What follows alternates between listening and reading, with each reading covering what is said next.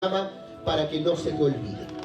Cuando Dios llama a Abraham en la Biblia, en el libro de Génesis capítulo 12, cuando Dios llama a Abraham, Dios le dice a Abraham: vete de tu tierra, quiero que sueltes la tierra donde estás, quiero que dejes toda tu familia, porque a partir de este momento voy a formar una nueva familia, voy a formar una nueva nación, un nuevo pueblo. Y mire lo que Dios le dice a Abraham, y yo quiero que usted lo atesore para usted. Dios le dice a Abraham: bendito serás, bendito serás. En ti serán benditas todas las naciones de la tierra. ¿Sí? ¿Lo entiende? Su familia, sobre su familia hay depositada una bendición. Yo quiero que usted lo atesore en este momento y quiero que le tome el peso a lo que eso significa. Sobre tu familia está depositada una bendición. El enemigo sobre tu familia tiene diseñada una maldición.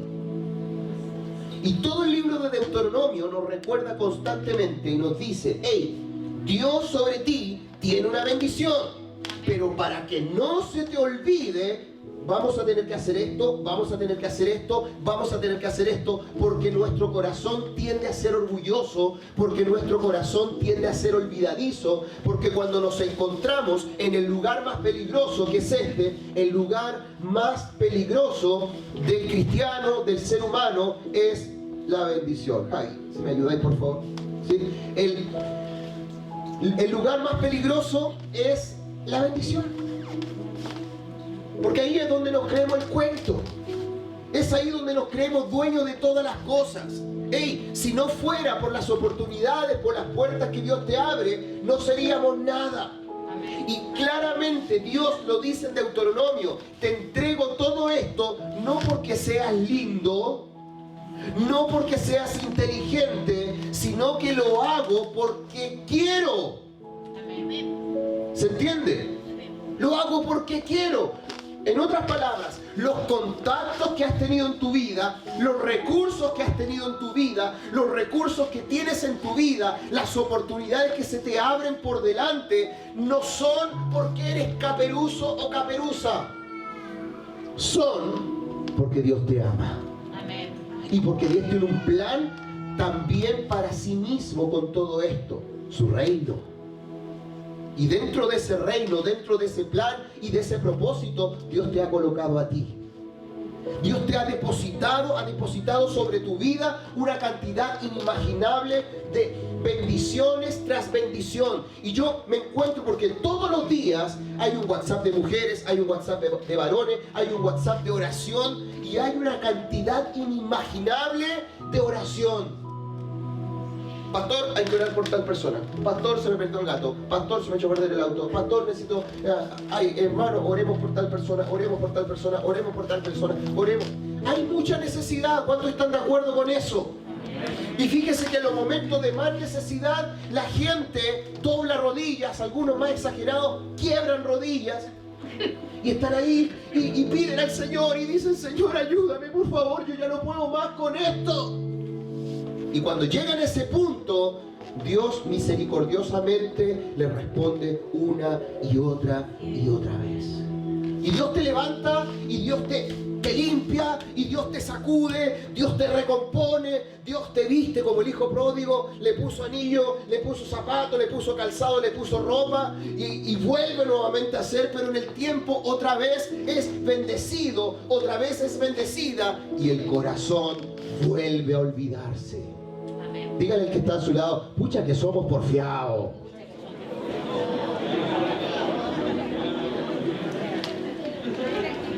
¡Qué increíble! Entonces la pregunta que salta en el libro de Deuteronomio, la palabra Deuteronomio, literalmente, el libro se trata de repetirte de nuevo, repetirte otra vez, para que no se te olvide. La pregunta es: pastor, vamos, ¿cómo entonces yo me puedo asegurar de no olvidarme? Porque te hago una pregunta: ¿tú crees que lo que hemos vivido hasta ahora es bendición? Tú no conoces al Dios de la bendición, entonces. No es nada. Pero tu corazón no tiene que olvidarse. ¿Cómo nos aseguramos? Y la semana pasada hablamos del tema del dar. Y no hablamos de cantidad. Para los que nos visitan por primera vez, no hablamos de cantidad. No nos importa la cantidad. Nos importa su corazón. Para que el día que Dios te comience a bendecir, no se te suban los humos a la cabeza. No te creas el hoyo del queque. ¿Sí? No te creas la última Coca-Cola del desierto. Que eso nos pasa a nosotros. Eso nos pasa a nosotros. Y la semana pasada hablamos de dar, y la Biblia habla de dar en un contexto de ofrendas. La ofrenda, dijimos, es un acto de adoración voluntario, sobre el cual nosotros recordamos cuán bueno ha sido Dios. La Biblia dice: cada primer día de la semana pon aparte algo y tráelo voluntariamente. Esta serie tiene que ver con prevenir, para que el corazón no se enorgullezca. Porque ¿sabe qué? Cuando hay cosas que están fuera de orden en nuestra vida, ¿sabe lo que Dios hace? Dios corta cosas. Como un buen jardinero, Él poda cosas. ¿Te ha pasado que de pronto tu corazón se está enorgulleciendo, estás creciendo y Dios dice: acá hay que cortar? Y de la nada te llaman por teléfono y te dice: quedaste sin trabajo. Entonces tú dices: pero ¿cómo voy a quedar sin trabajo? ¿Cómo se me está terminando la pega? Señor, ¿qué pasó, Señor? ¿Te olvidaste de mí? No. Sí, el Señor no se olvidó de ti. Es que a lo mejor tú te olvidaste del Señor. Porque tu corazón se enorgulleció. Entonces, para que no se te olvide, Dios tiene que hacerte volver. Y Dios corta relaciones muchas veces. Dios corta ciertas cosas, porque cuando nosotros nos olvidamos, nosotros comenzamos a buscar y a construir nuestra propia ruina. Y todo lo que iba bien ya no va tan bien. Y el matrimonio lindo que iba ya no va tan lindo. Y la relación con tus hijos preciosa que iba ya no va muy bien.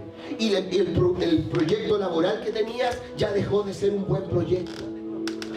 Y comienzas a arruinarte. ¿Por qué razón? Porque tu corazón se te olvidó. Y hoy hablaremos del segundo mecanismo. Son tres. Primero es dar. Hoy día vamos a hablar del traer. Otro verbo. Primero es dar. El dar es un acto voluntario. El traer no es tan voluntario. ¿Sí? Vamos a hablar de dos cosas hoy día. Vamos. Primicias, que tiene que ver con primero, y diezmos, que tiene que ver con 10%. ¿Por qué juntos? Porque esos son juntos. Primero, el primer 10%. Cuando la Biblia habla del diezmo, está hablando del 10%. Y ustedes dicen: puchi, ¿van a hablar de plata? No, estamos hablando del corazón. Estamos hablando de prevenir el corazón, porque el día de mañana tu corazón va a tener acceso a tanto que Dios te está dando. En una inflación terrible que estamos, Dios no va a soltar a sus hijos. Amén. Y por eso usted me dice: pero el pastor sabía. No, yo no sabía, el Señor sabía. Yo esta serie la tengo planificada desde el año pasado. Y dije: la voy a predicar en esta fecha. Y la semana pasada salieron los indicadores de inflación para Estados Unidos, son históricos. De hace 28 años no tienen los niveles de inflación que tenemos hoy día. Escuche bien, y no tiene que ver con el presidente por el cual usted votó. ¿Quién hubiese sido el presidente? El tiempo de Dios era perfecto para hoy día. Esto no es culpa de Bachelet, no es culpa de Piñera, no es culpa de Boric. Esto es parte de la historia. Dios se mueve a través de la historia y por algo Dios lo está permitiendo. Amén. Porque detrás de todo esto está la gloria de Dios. Amén. Porque el ser humano, los hijos de Dios, no somos bendecidos por la economía de este mundo, sino que nosotros tenemos alguien que nos sostiene, alguien que nos provee, alguien que nos bendice, alguien que nos abre puertas. Incluso en medio de las circunstancias más difíciles nos encontramos con un Dios que generosamente nos regala, que generosamente nos bendice. Y no sabemos cómo, pero misericordiosamente tu despensa está llena. Amén. Porque eres lindo, créeme, no eres tan lindo, sino porque Dios es grande.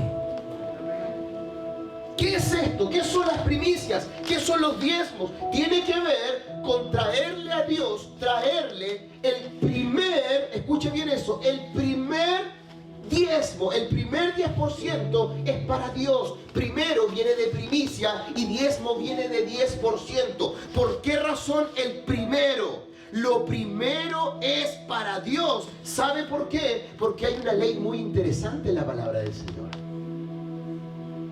¿Qué es lo que es el diezmo? El primer 10%. Las primicias y diezmos, el primer 10% para Dios. ¿Por qué primero? Deuteronomio es una repetición de Éxodo. Es una ampliación, es una reexplicación de Éxodo. Y en Éxodo capítulo 13, versículo 1 dice lo siguiente: dedícame, y aquí yo quiero explicarle el por qué. Pastor, ¿por qué primero?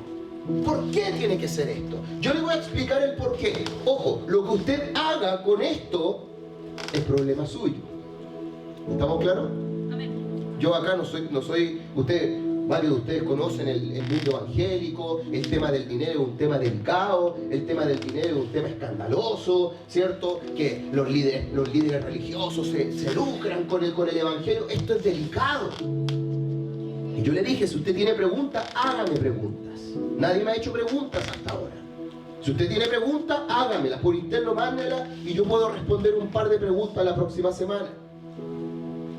Yo acá no le voy a decir, si usted no hace esto, va a caer maldición. Pues cuídese. Cuídese cuando pasa el disco pare. No, olvídese. Yo no soy así. En esta iglesia no funcionamos así. Conozco lugares que sí funcionan así. Si tú no haces esto, como decían por ahí, la bola de fuego. Pero yo esto es mi deber pastoral transmitirlo. Ahora lo que sí le voy a compartir, cuáles son las bendiciones para tu vida. Porque las maldiciones son bastantes. Y por eso está leyendo usted Deuteronomio. Entonces Éxodo dice: dedícame a todos los primeros hijos varones del pueblo de Israel, todo primer nacido, tanto de los seres humanos como de los animales me pertenece. Y aquí vamos a entrar a explicar por qué lo primero. ¿Por qué el primer 10% tiene que ser para Dios? ¿Por qué razón? Primero Dios dice: dedícame a todos los primeros. Está hablando de los primogénitos de los hijos y también los primogénitos de los animales. Los animales representaban el sistema monetario de la época, juntamente con la parte agrícola. Porque cómo ellos manejaban sus finanzas en función de cosechas, en función de animales. ¿Estamos claros? Entonces, primero, el primer hijo. Siempre se habla mucho de la primogenitura. Nuestra cultura está bastantemente estructurada en base a lo que es la primogenitura, sobre todo los judíos. Esto se ha perdido últimamente en Occidente. Pero el primogénito es importante. Es el hijo que abre la matriz. Es algo interesante. Es el que se queda con toda la herencia, hijos mayores. Pero ya, Felipe ahí ya está. Pero en la Biblia el primogénito es importante. Fíjese usted que cuando nacía el primer hijo y algo pasaba, el primogénito se quedaba con todo, se quedaba con la empresa y él determinaba lo que pasaba. El primogénito era el que seguía el linaje de la bendición de Dios. Por eso cuando hablamos del patriarcado en la Biblia, no estamos hablando de un sistema como hoy día se presenta. Es otra cosa, por favor. No nos atrevamos nunca a tratar de igualar los conceptos. Porque el patriarcado en la Biblia viene de padre. Y Dios a lo largo de toda la Biblia se manifiesta como un padre perfecto. Amén. Yo sé que hoy día la figura paterna es imperfecta. Y la materna también es imperfecta. Amén. ¿Estamos claros? Amén. Pero no Dios. Así. No Dios. Entonces en esta línea de patriarcado perfecto se presenta un Dios Padre que engendra un pueblo y coloca a su primer padre, que es Abraham, luego, que por eso se llama el patriarcado, Abraham, Isaac, Jacob, José, y empieza. Después vienen los reyes. ¿Por qué razón? Porque la responsabilidad de ser hombre en este tiempo y padre presente, la responsabilidad de ser padre en este tiempo es tremenda. No se trata de mandar, no se trata de de retar a todo el mundo, no se trata de machismo. El machismo es antibíblico. ¿Me entienden? Es antibíblico. Pero sí el sacerdocio, sí la responsabilidad del hombre es tremenda. ¿Ok? Entonces, ¿qué hace Dios? Dios nos dice, lo primero tiene que ser para mí. Escuche esto, lo primero pertenece a Dios, no es nuestro. ¿Escuchó eso? No es nuestro. En realidad nunca fue nuestro, nada de lo que tenemos es nuestro. Pero Dios nos da y Él dice, pero para que tu corazón no se te olvide, primicias, Dios. ¿Por qué? Porque lo primero es para Dios. Mira lo que dice el siguiente versículo. Y aquí lo explaya Éxodo, lo explica. Deberán presentar al Señor todo primer hijo varón y toda primera cría, macho de los animales, porque a Él le pertenece. ¿De quién son? ¿De quién es lo primero?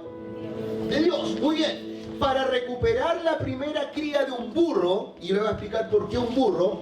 ¿Alguien tiene algún primogénito que de repente sea medio burro? Este no es el contexto por si acaso, ¿ya?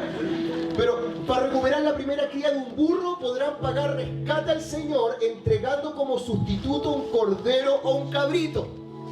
Vamos dilucidando esto. Pero si no pagan rescate para recuperarlo, tendrán que quebrarle el cuello al animal. Sin embargo, tienen la obligación de pagar rescate por todo primer hijo varón. ¿Qué significa esto? Esta es la explicación que nos entrega precisamente Éxodo. Existían tipos de animales. El burro representaba un animal impuro. El cordero representa un animal puro. ¿Estamos claros? Animal impuro, animal puro. Lo primero, lo más perfecto, tiene que ser para Dios, indefectible. ¿Ya? Entonces, ¿qué pasa? Si un burro era la cría de un burro que era impuro, para poder redimir el resto, se tenía que sacrificar un cordero. Fíjese el principio. Para redimir lo impuro, se tiene que sacrificar lo puro. ¿Le suena? ¿Le suena el gráfico? Para redimir lo impuro, se tiene que sacrificar lo puro. ¿Qué significa esto? Representa precisamente la mala naturaleza. ¿Alguna vez le ha dicho a un hijo pequeño no metas la mano al enchufe? ¿Sí? ¿Le ha dicho un chiquitito no metas la mano al enchufe? Y de repente tú estás ahí leyendo y como que de reojo veía el cabro chico haciendo esto así como que te mira. ¿Sí? Y como que así, como que... Y tú dices, no, eso no. Y al ratito estás ahí concentrado y de repente mira el chico así como... Y te mira. ¿Quién le enseñó? ¿Le he dado comida a un niño chico? ¿Al año? ¿A qué hora empiezan a comer molido los chiquillos? A los 6 meses, sí me acuerdo, yo le hacía unas papillas, me acuerdo. Le ha dado y de repente el niño chico uno le da y hace...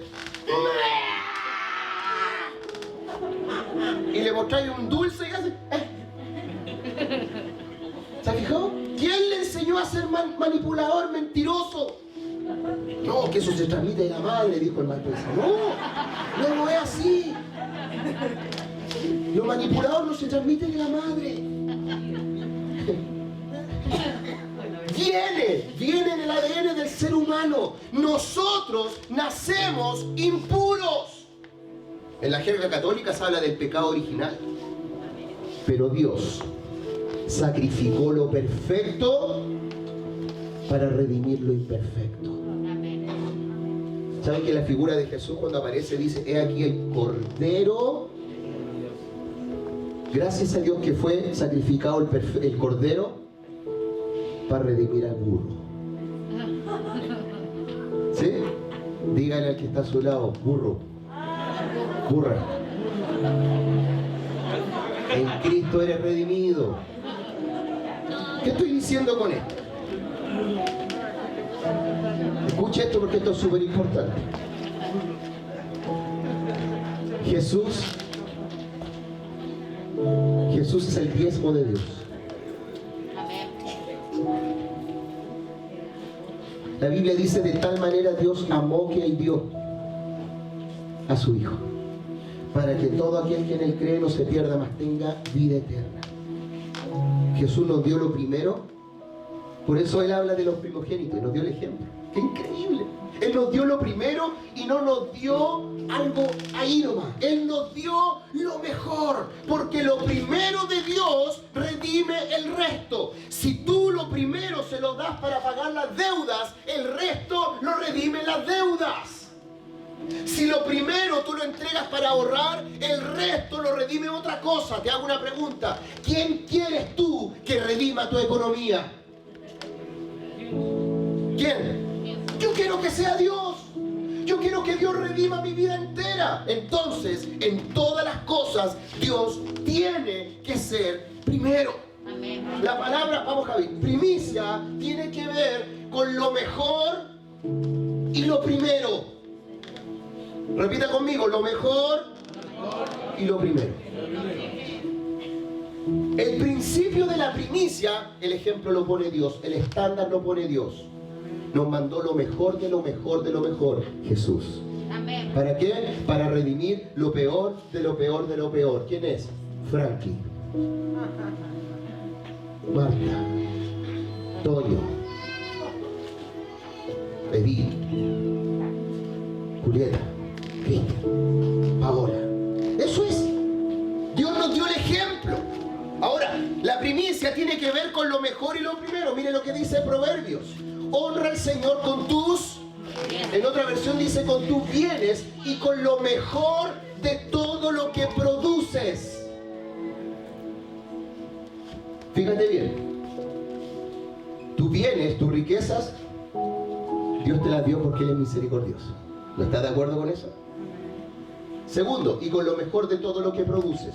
Todo lo que produces es bendición de Dios. Amén. Lógicamente, todo lo que tú tienes es bendición de Dios.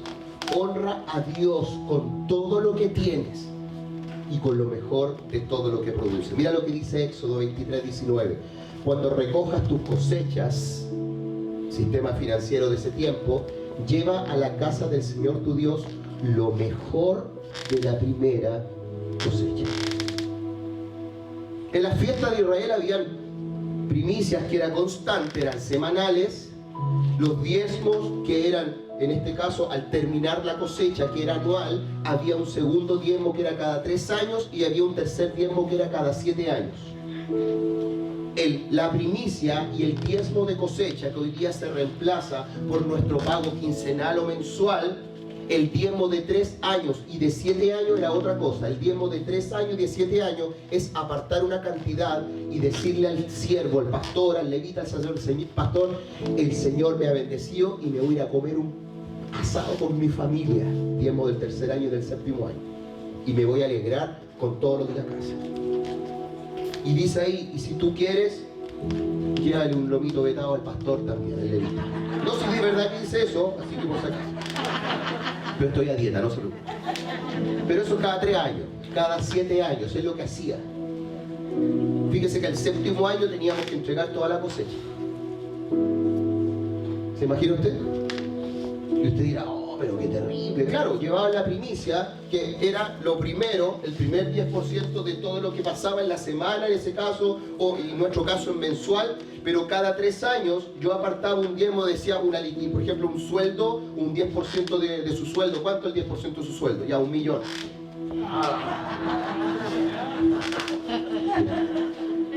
Sí. Fíjese que nuestra vida podría ser mucho más bendecida si nuestro corazón estuviera listo, por supuesto.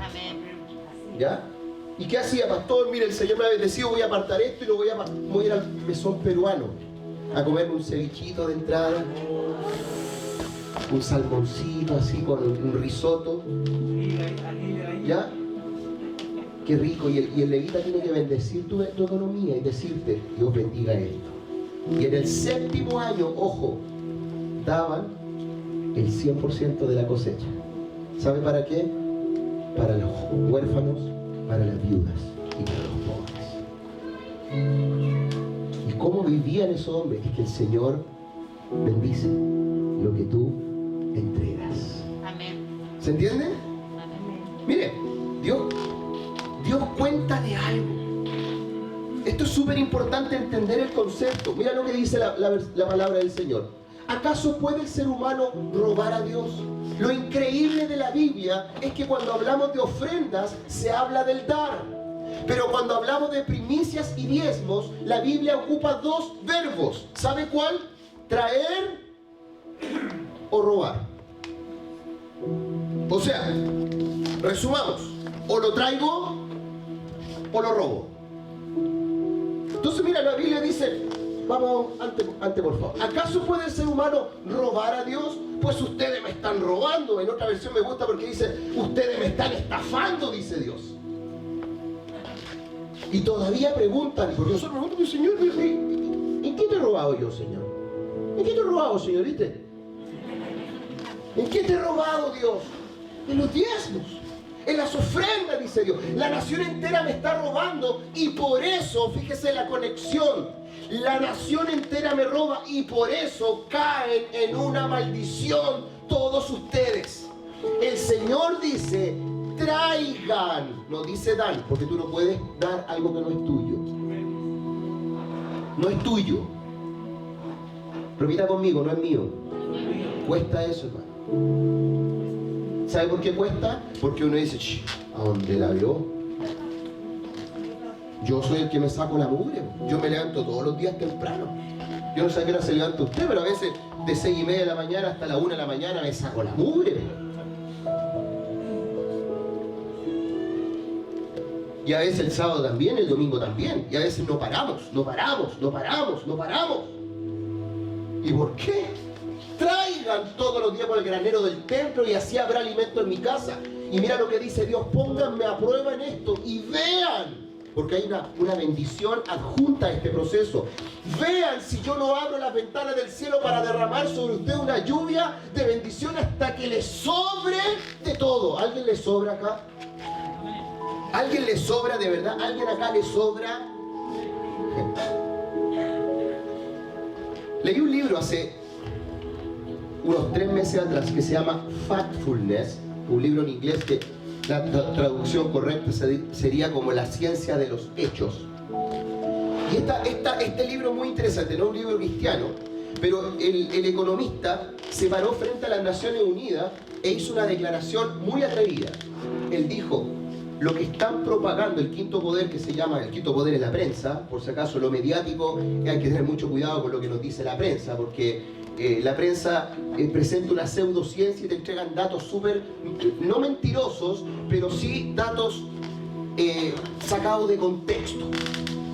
No te dan todo el panorama. Por ejemplo, cuando hablamos de la desigualdad de sueldo entre hombres y mujeres, que es cierto que hay una desigualdad de sueldo, que es verdad, sin embargo, lo que le voy a decir a continuación, no es por un tema de género.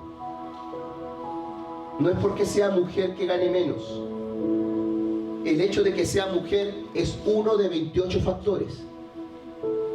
Uno de 28 factores. O sea, hay otros 27 factores que no lo consideran, no lo toman en cuenta. ¿Se entiende? Entonces, en este libro Factfulness, el autor dice, ¿estamos realmente en un mundo peor que antes?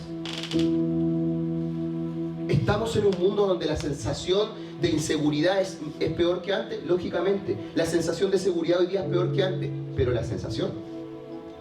Ahora, ¿por qué la sensación de seguridad es peor que antes? Porque la prensa te manifiesta inseguridad. Pero las cifras reales dicen que la tasa de crímenes hoy día es en un 20% inferior a lo que era antes. Y tú dices, ¿pero cómo? Lógicamente, porque la prensa, lo mediático, te va metiendo sensaciones que están lejos de lo que es la verdad. Hoy día el chileno, nosotros los chilenos, escuche bien esto, y grábeselo bien, y repítalo con megáfono para el lado, dígale al que está a su lado, los chilenos no somos pobres. ¿De acuerdo a qué? De acuerdo a las cifras que entrega la Organización Mundial de la Salud, de acuerdo a lo que se entregan los índices de desarrollo humano, de acuerdo a que en Chile el nivel de pobreza considerado pobreza es un 3,7%. Y luego el segmento que viene es el 7,1%. Usted va a decir, pastor, usted no sé en qué país vive. Vivo en Chile. Que tengo cara de altiplánico es otra cosa. Pero vivo en Chile. Bueno, mi abuelita me contaba que su abuelo era peruano. ¿Cierto, abuelita? Es que mi abuelita no escucha mucho. ¿Sí? Ah, dijo que sí. Yo no la escucho ahora. O sea, quedé fuera del mundial por 2 lados. Es cruel, pero Chile quedamos fuera del mundial y por lado Perú también. Entonces, ¿sabe lo que es una nación pobre? Es una nación que no tiene agua potable. Es una nación que no tiene internet. Es una nación que en sus sueños podría tener un teléfono móvil. ¿Sabe cuántos teléfonos móviles aproximadamente hay en el mercado chileno? Se va a reír. Sobre 50 millones de dispositivos. ¿Y cómo? Si somos 20 millones. Por ahí, dijo Piñera. Es porque cada chileno tiene un promedio de 2 a 3 teléfonos. Y no cualquier teléfono. Entonces cuando hoy día vamos a las calles así, igualdad, ¿por qué? Es que quiero ir a Miami. Hay cosas que están mal que hay que mejorarlas, absolutamente. Las pensiones son un asco. Pero usted no conoce las pensiones de otros lados, que son deplorablemente asquerosas. Sus casas son casas. Entonces, salgámonos un poco de esto y activemos las bendiciones de Dios. Mira lo que dice Dios: abriré las ventanas de los cielos, alejaré las plagas de sus campos. A alguien pregunta, ¿a alguien le está saliendo todo mal? Pastor, yo no sé qué me está pasando, ¿sabes qué? Empiezo a trabajar y al rato me echan. Nadie me quiere hacer un contrato indefinido, pastor. Me meto en un negocio, me meto en un emprendimiento y nada, pastor, todo se me está destruyendo. Mira lo que dice: alejaré las plagas de tus campos para que no destruyan sus cultivos y para que sus viñas produzcan fruto. Por eso los dos verbos son estos. Es traer o robar. ¿Cuál va a ser usted? No lo sé. Es el tema suyo. ¿Estamos claros? Señor, dije lo que tenía que decir. El traer en este contexto no es una opción. La ofrenda a Dios es voluntario. Las primicias y los diezmos no lo es. Fíjese bien, Caín y Abel. ¿Alguien ha escuchado Caín y Abel? Caín fue el que mató a Abel. La historia dice así. ¿Cómo? ¿Por qué razón Caín mató a Abel? Dice la palabra del Señor que un día se presentó Caín delante de Dios y le trajo los frutos de la tierra. ¿Por qué? Porque Caín era agrónomo, no, Caín trabajaba en la tierra, ¿cierto? Y Abel trabajaba en los animales. Y Caín trajo los frutos que le produjo la tierra y Abel trajo lo mejor que le produjo los animales. Caín trajo solo los frutos, pero Abel trajo lo mejor y lo primero. Y le dice la Biblia: y Dios miró con agrado la ofrenda de Abel. Y a Caín le entró la envidia y le pegó un peñascazo en la cabeza y lo mató. Qué injusto es Dios. No, aquí hay otras cosas. ¿Por qué razón? Porque hay cosas que Dios no puede hacer. Hay cosas que están dentro de los atributos de Dios. Por ejemplo, que ahí el pastor Cristian después, en la parte más doctrinal teológica, nos puede expandir más esto. Por ejemplo, hay cosas que Dios no puede hacer. Dios no puede cambiar. Y eso es una palabra teológica que se llama la inmutabilidad de Dios. Dios es inmutable. Dios no cambia. Porque si Dios pudiese cambiar, significa que Dios tiene opción de mejora. Y Dios no puede ser mejor de lo que es. Dios es. Nosotros sí, nosotros nos hacemos un FODA interno, un FO, ¿cierto? Que ahora se usa mucho el FO, no el FODA. El FO es fortaleza y oportunidades de mejora. Entonces alguien te dice, pues ahí que estás haciendo súper bien las cosas, te felicito, está avanzando bien en su pega, pero creo que en estas 3 áreas podrían mejorar un poquito si hace esto. Dios no tiene eso. Usted no puede retroalimentar a Dios. Amén. ¿Sabes qué, Dios? Quiero hablar contigo. Te pasaste, te veo. Yo creo que en la misericordia te falta un poquito, Dios. ¿Ya? Para la otra semana te evalúo de nuevo y vemos en qué hay avanzado. Dios no cambia. Otra cosa que Dios no puede hacer, escuche bien, Dios no puede pensar como nosotros. Dios no puede pensar, y eso tiene que ver con una palabra teológica que se llama omnisciente. La palabra siente con SC viene de ciencia, que significa conocimiento, y la palabra omni significa todo. Él lo sabe todo. Nosotros pensamos, ¿sabe para qué? Nosotros pensamos para solucionar cosas. Dios no tiene que solucionar nada. Nosotros cuando estamos en problemas o estamos en dificultades decimos, pucha, a ver, se me pinchó la rueda. Yo no tengo idea de lo que es una gata. Una vez joven me fuiste a ayudar, una vez Mario me fue a ayudar, no sé alguien más. Yo pesco una gata y les prometo que no sé usarla. Me frustro. ¿Cierto? Sí, pero le hago miau y no me hace miau. Pero, y de repente, yo pienso, ¿a quién puedo llamar? Y pienso, Dios no es así. Dios no dice, oh, se me ocurrió esto. No, a Dios no se le ocurre nada. Dios tiene todo de otra manera funcionando. Y escuche bien lo otro que no puede ser. Dios no puede ser segundo. Amén. A mí me gusta la católica, pero Dios no puede ser cruzado. Amén. ¿Ya? Así es. Disculpa. Aleluya. ¿Cierto? Dios no puede ser segundo. Y eso se llama Dios, eso se llama la preeminencia de Dios. ¿Qué significa la preeminencia? Que Dios es antes de cualquier cosa. Juan 1.1 dice, en el principio, que en el griego es en el sin principio, o sea, cuando nada había, Dios ya era. Cuando habla de la Biblia, habla del eterno, el que era, el que es y el que será. El principio, el fin, el alfa y la omega. Dios no puede ser segundo. Por lo tanto, cuando hablamos de las primicias, Dios tiene que ser primero en nuestra vida. Te hago una pregunta, ¿dónde va primero tu 10%? ¿Dónde va primero tu dinero? ¿Dónde? Porque, vamos, el primer 10% es de Dios. Levítico, mira lo que dice Levítico, vamos. La 10ª parte de los productos de la tierra, ya sea grano de los campos, fruto de los árboles, le pertenece al Señor y, lea conmigo, y debe. ¿Qué es lo que él debe? No es opción. Yo la primera vez que diezmé tenía 8 años. Me acuerdo que mi abuelito en ese tiempo, el esposo de mi abuelita que está acá, me dio, imagínense, me dio una mesada pero extraordinaria. 10 pesos. Bueno, en ese tiempo 10 pesos era algo. Yo hoy día los chiquillos se encuentran 500 pesos y dicen, mamá, encuentro 500.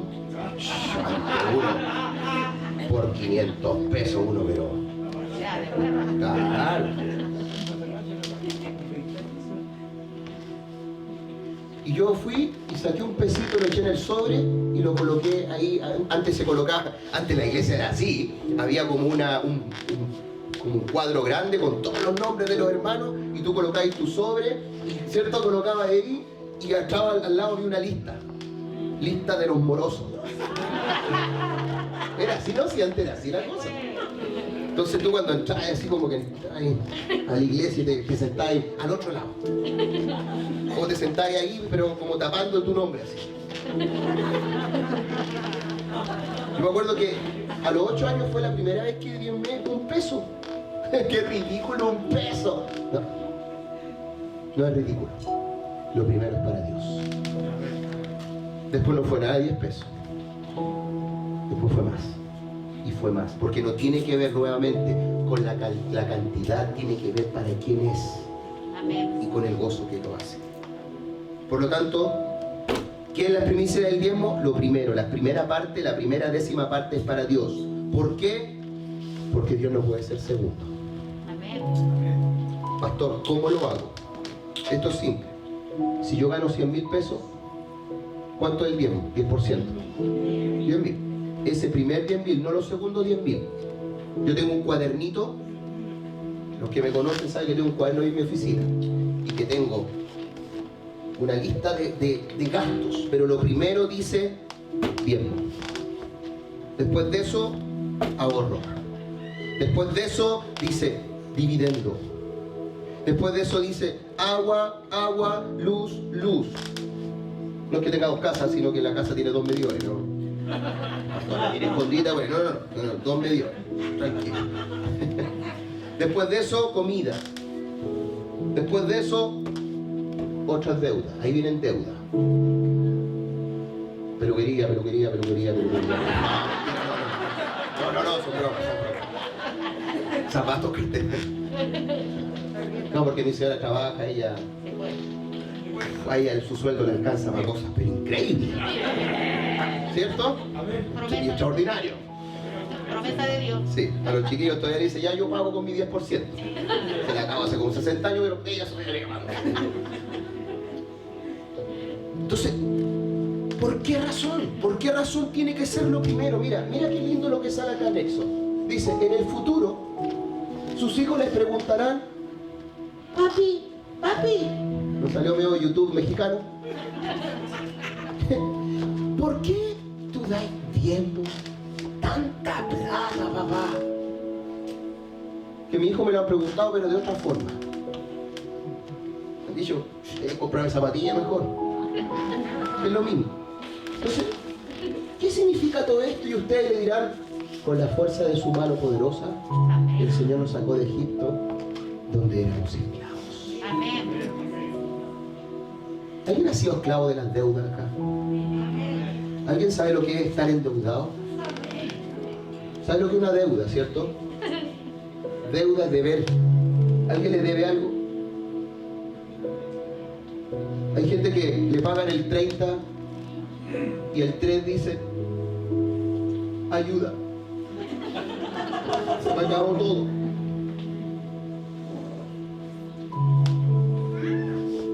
¿Qué hace?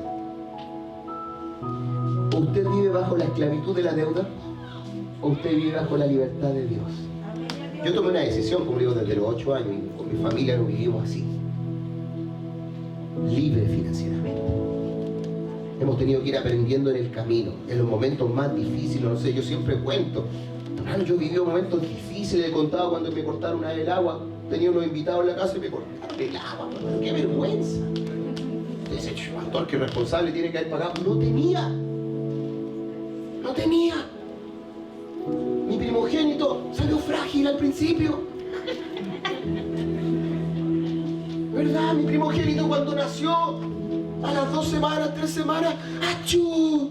Crisis de asma, hospitalización, ¡puf! 70 lucas. No tenía. Era difícil. Pañales, me salió alérgico a los baratos. Porque más encima me salió potito fino el cabrón.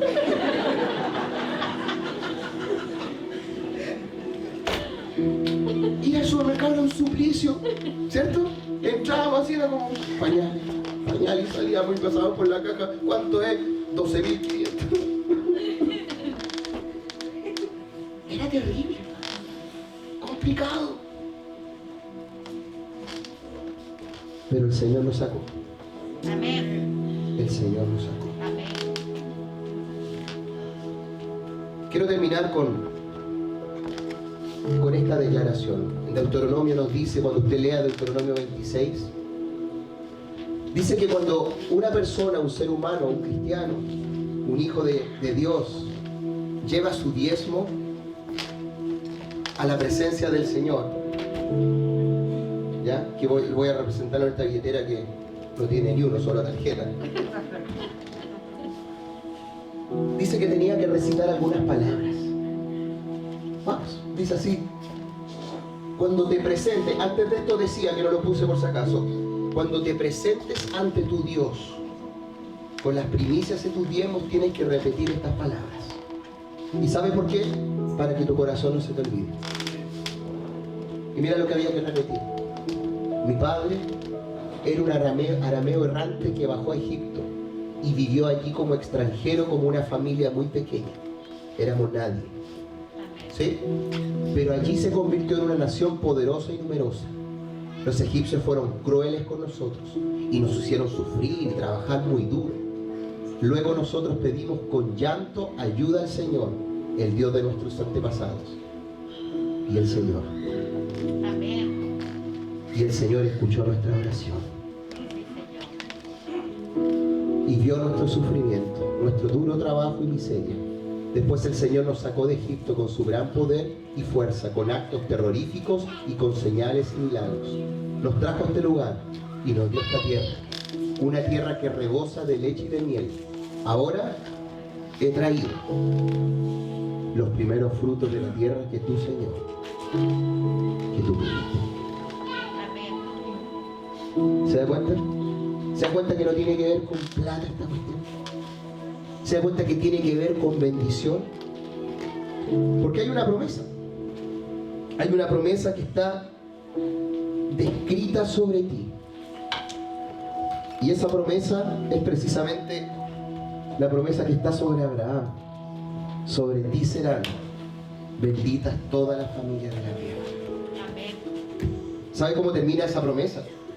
Dice, tú no llegarás a pedir prestado. Te pedirán y prestarán generosamente. Amén. ¿Te han pedido prestado alguna vez? ¿O has pedido tú prestado alguna vez? Yo me imagino que más de alguna vez.